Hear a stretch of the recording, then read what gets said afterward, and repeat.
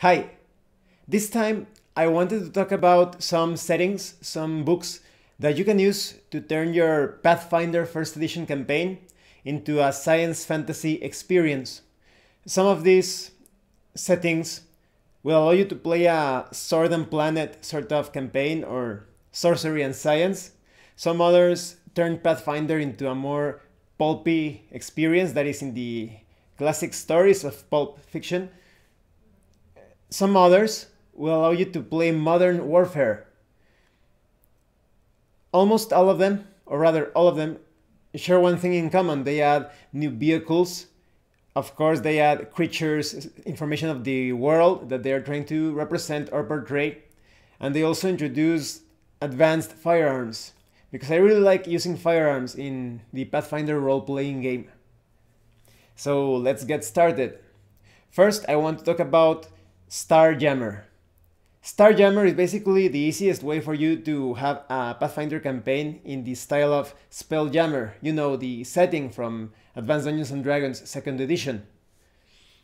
The only thing that is lacking in this book, and there is a caveat to that, is that there is no extensive list of sci-fi weaponry. They do have some suits of armor and ships, of course, and some devices, but if you're looking for a large list of sci-fi firearms, weapons, etc. gear, you need to get those from the system reference document that is available for free. I'm going to put the link in the description below. Or you could also use it from other books that you already own, perhaps some of them that I'm going to mention in this video. Or for example, from the Pathfinder Technology Guide from Paizo, you could also use the weapons there and apply them to Starjammer. But Starjammer itself, it's an excellent product.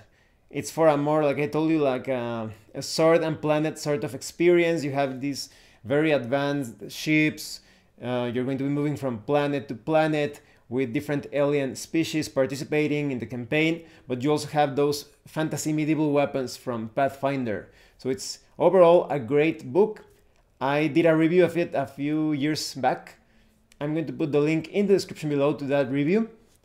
And in general, I recommend the products of the publisher as well. I'm also going to put a link in the description so you can check them out, because they still release a lot of things related to Pathfinder First Edition. You have different setting books and supplements for different archetypes and classes. Overall, a great company when it comes to Pathfinder First Edition products. They also produce many things like for Starfinder, and last time I checked, I think for White Star as well. So definitely check them out, please. Now let's move over to Anachronistic Adventures. This is not a specific campaign setting, rather it's a toolkit that allows you to turn your Pathfinder RPG campaign into a pulpy campaign. If you wanted to play as a Flash Gordon or Steve Costigan sort of character, like a Daredevil, Man of Action, or you wanted to be more like a super detective, you have the classes for that in this book. And you can pick and choose. You can take some things from that book and apply it to your own campaign. Or you can use the many different elements and advice contained in the book, many vehicles, firearms, to customize your Pathfinder campaign to emulate a certain pulp type of campaign. And so overall, a great book. This is one of those books that you can use with pretty much anything, any Pathfinder adventure, regardless of space and time. Anachronistic Adventure has something for it. Now, the next one I want to talk about is the Pure Steam campaign setting. This one is all about steampunk in its technology, but when it comes to the flavor of the setting itself, of the world, it looks like a combination of Untamed Frontier with Wild West and Mark Twain stories. So it's a bit like what you would find around the United States Civil War. You have different steam-based weaponry, but you also have some really nice rules for you to play as a lightly armored character, so that it fits with the setting. In those types of stories, you do not see people walking in these huge suits of armor. They are usually wearing like a shirt or a vest. So you have some, I would call them like dodge bonuses, optional dodge bonuses, so that it's more viable for you to have a lightly armored character that is also quite skilled in gunfights. So a very cool setting with a lot of steam-based vehicles, technology, enemies. It also contains an adventure. I also did a review of that one many years back. The review, well, it could have many improvements because I was just getting started with the channel, but I'm going to put it in the description in case you are curious about the setting. Another setting that I want to recommend, of course, is Thunderscape, the world of Aiden. This one is based on one of my, well, it tries to emulate the experience of one of my favorite video games, Thunderscape. The first Thunderscape game, because I think there are two in total. In the first game, you have this alien world that is being threatened by the Darkfall. This is a sort of invasion of fiendish forces. They're kind of like demons. So in this video game, you carry out a certain Suicide Squad type of mission. You have this group of adventurers that have been tasked with reclaiming a fortress that has been taken by the beings of the Darkfall. These dark entities have taken over and they have shut down a sort of force field that keeps people safe from invasion. So you need to go into this fortress and reactivate the force field. So this setting has some steampunk type of technology, but some alien technology as well. It feels quite magical. It's like sorcery and science at the same time, with some very interesting character species. Like you have these sort of like demon gnomes of sorts. They're actually good, but they are gnomes with horns. I don't remember the specific names. You also have some anthropomorphic creatures. If you wanted to play as a rhino man or a lion man, this is the setting for you. There are also some like giant insectoid type of species and lizard men type of races as well. A very awesome setting. It feels slightly like Thunder, kind of like that. So you have like, there's a sort of medieval slash as well barbaric feel to it, but combined with this weird science, steampunk science and such. Very awesome setting. I also did a review of it a few years back. The review, when I look at it today, there are many improvements that could be made. Maybe one day I will redo that review, but in the meantime I'm going to put the link in the description below so that you can check it out.